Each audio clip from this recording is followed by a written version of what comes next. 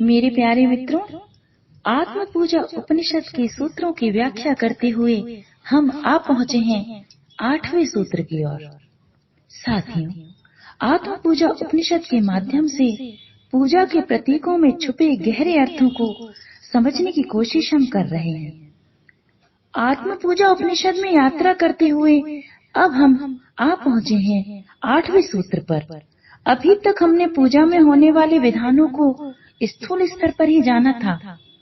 आत्म पूजा उपनिषद के ऋषि ने पूजा के विधानों में छिपे गहरे अर्थों को अनावृत किया है।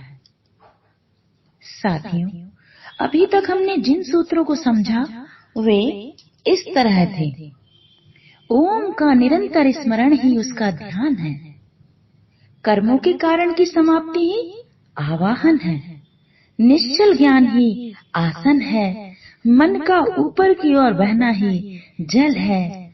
मन के तीर का सदा उसकी ओर लक्ष्य होना ही अर्घ है। अपने भीतर के प्रकाश और अंतर में स्थित अनंत अमृत में निरंतर केंद्रित होना ही स्नान है। सर्वत्र भावना गंध है। हर तरफ उसकी अनुभूति होना ही गंध है। 8वां सूत्र है दृक् स्वरूप अवस्था नाम अक्षता, अर्थात अपने साक्षी स्वरूप में स्थित होना ही पूजा के लिए अक्षत है। पूजा में जो अक्षत लिए जाते हैं वह टूटे हुए नहीं होना चाहिए, ऐसा विधान है। अब यह प्रतीक तो केवल बाहरी है। आत्म पूजा उपनिषद के ऋषि के अनुसार तुम्हारा जो शांत स्वरूप है वही केवल अविभाज्य और अखंडित है। और जब तुम अपने इस अखंडित साक्षी स्वरूप में स्थित होते हो तो वही पूजन के लिए अक्षत है।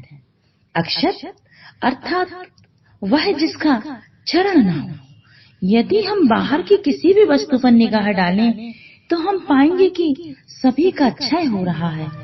वह अनंत शाश्वत सत्ता जिसका कभी क्षय नहीं होता, वह तुम्हारी आत्मा है। वही तुम्हारा साक्षी स्वरूप है। वही अक्षय है। और जब तुम अपने उस अक्षय अखंडित दिव्य अलौकिक दृष्टा स्वरूप में स्थित होते हो तो वही पूजन में अक्षत बन जाता है। दरअसल साक्षित्व हमारा होना है। साक्षी हमारा मूल स्वभाव है। जन्मों जन्मों की यात्रा में हम अपने मूल स्वभाव से दूर होते चले गए।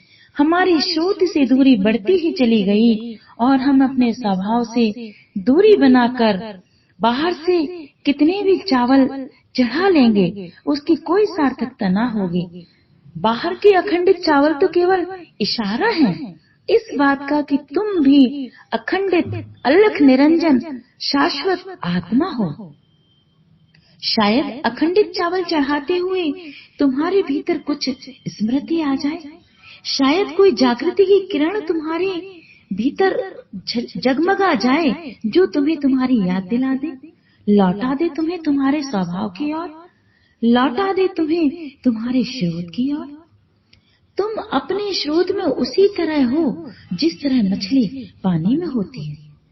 आत्म पूजा उपनिषद के ऋषि के अनुसार पूजन में अक्षत चढ़ाने का विधान तभी सार्थक वह पूर्ण होगा जब तुम अपने मूल स्वभाव में स्थित होगे। मूल स्वभाव में स्थित होना ही अक्षत है। ध्यान की ज्योति से हम अपने साक्षित्व की जगमगाती किरणों को अनुभव करें। हमारा ना कभी जन्म हुआ, ना ही हम मारे जा सकेंगे। हम अजर अमर अविनाशी आत्मा हैं। आओ, जिसका कभी क्षय नहीं हो सकता, जिसका चरण संभव नहीं, उसमें स्थित होकर पूजा के अक्षत अर्पित करें। आओ, आत्म पूजा करें।